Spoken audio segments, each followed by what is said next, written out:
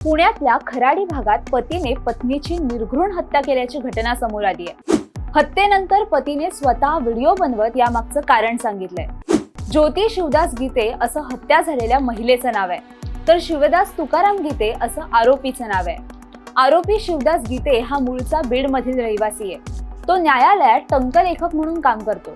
पुण्यात खराडी येथे तो तुळजाभवानी नगर परिसरात राहत होता। गेल्या काही दिवसांपासून गीते दाम्पत्यात कौटुंबिक कारणावरून वाद व्हायचे। बुधवारी पहाटे पत्नी ज्योती आणि शिवदास यांच्यात वाद झाले। त्यानंतर शिवदासने घरातील कात्रीने ज्योतीच्या गळ्यावर वार केले। शिवदासने केलेल्या हल्ल्यात पत्नी गंभीर जखमी झाली। ज्योतीचा आरडाओरडा ऐकून गाढ झोपेत असलेले शेजारी जागे झाले। शेजाऱ्यांनी ज्योतीच्या घराकडे धाव घेतली, तेव्हा ज्योती रक्ताच्या थारोळ्यात पडल्याचं आढळून आलं। धक्कादायक म्हणजे लहान मुलासमोरच शिवदासने पत्नीची निर्घृण हत्या केली होती। शिवदासने हत्या केल्यानंतर एक व्हिडिओ शूट केला। यामध्ये त्याने ज्योतीला का संपवलं याचं कारण सांगितलंय। ही माझी लक्ष्मी होती, पण मला मारण्याचा प्रयत्न केला। हे फार उशिरा कळलं। हिची लक्षणं बरोबर नव्हती। मी पण माणूसच आहे। माझ्या संरक्षणासाठी मला वाईट कृत्य करण्याची वेळ आली। हिला मारण्याची माझी इच्छा नव्हती। तिने एका मुलाला जन्म दिलाय। मला मारण्याचा प्रयत्न करत होती। माझ्या मुलाचं भविष्य पाहण्यासाठी मला हिला मारावं लागलं। माझा नाईलाज होता। माझ्या समोर कुठलाही पर्यायच ठेवला नव्हता। मला मारून टाकण्याचा प्रयत्न केला। हिने पुण्यात माणसं सुद्धा पेरली आहेत, 100% पेरलेली आहेत। भांडी घासण्याच्या कामाला जात होती की प्लॅन करण्यासाठी जात होती?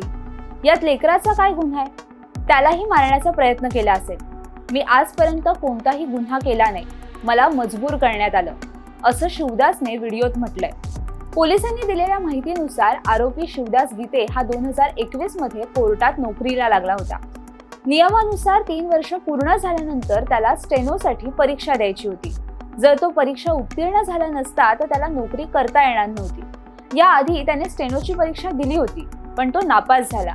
त्यामुळे शिवदास याने हायकोर्टात अपील केलं होतं। त्या पार्श्वभूमीवर हायकोर्टाने परत 6 महिन्यांनंतर परीक्षा घ्या, त्याला नोकरीवरून काढू नका असे आदेश दिले। त्यामुळे पत्नी ज्योती ही अभ्यास कर म्हणून शिवदासच्या मागे लागत होती। यावरून शिवदास आणि तिच्यात खटके उडत होते। तसेच शिवदासने गावी काही कर्ज देखील करून ठेवलं होतं। त्यामुळे दोघांमध्ये त्यावरूनही वाद व्हायचे। बुधवारी पहाटे शिवदास पाणी प्यायला उठला होता। त्यावेळी पत्नीही जागी झाली। त्यानंतर दोघांमध्ये वाद झाला आणि शिवदासने कात्रीने पत्नीला ठार मारून टाकलं। पत्नीला संपवल्यानंतर शिवदास स्वतः पोलिसांकडे गेला। त्याने घडलेला सर्व प्रकार सांगितला। त्यानंतर पोलिसांनी घटनास्थळी धाव घेतली।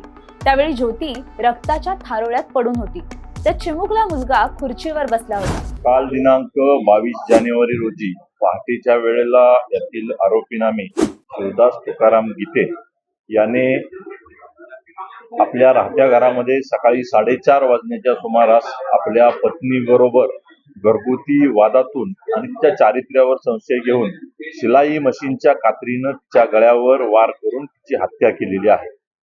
हत्या केल्यानंतर सदरचा आरोपी आहे हा खराडी पोलीस स्टेशन येथे आलेला होता।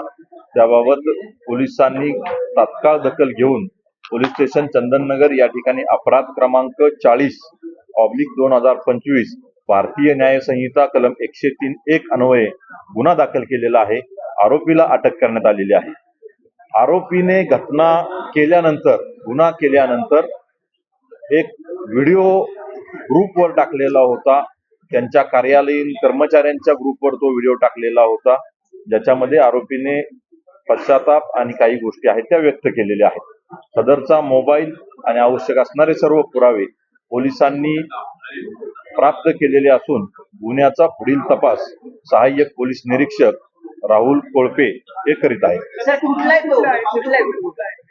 सदरचा आरोपी आहे तो मूळचा राहणारा बीड जिल्ह्यातील आहे आणि त्याची पत्नी आहे ती अहिल्यानगर जिल्ह्यातील आहे। पोलिसांनी शिवदासला अटक केली असून आता पुढील तपास केला जातोय।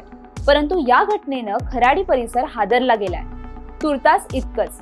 अशाच गुन्हेगारी विश्वातील घडामोडी जाणून घेण्यासाठी माय महानगरला सबस्क्राईब करा आणि बेल आयकॉन प्रेस करायला विसरू नका।